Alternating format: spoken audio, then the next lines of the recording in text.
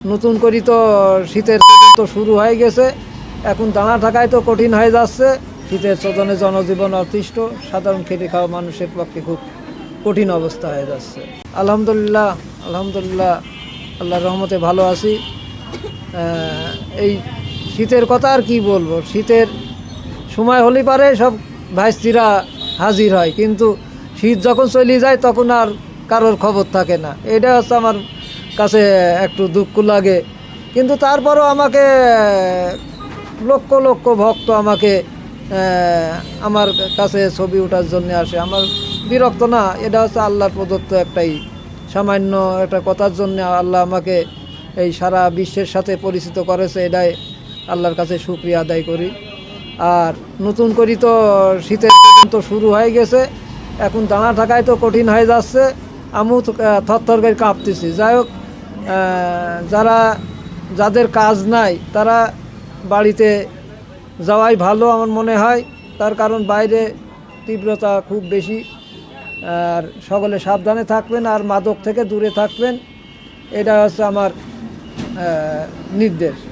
এবং আমার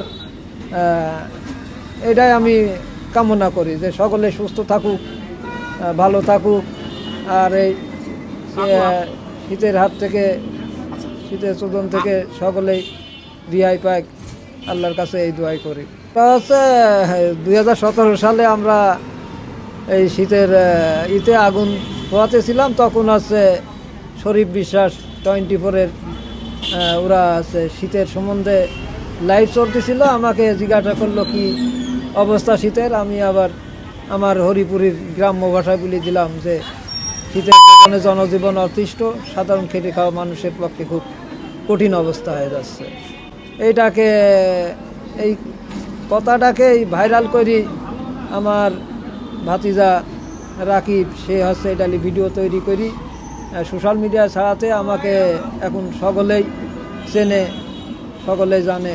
আমাকে নাম দিছিল হচ্ছে ছোটন কাকু, বাড়ি হরিপুর, বয়লদা, কুষ্টিয়া।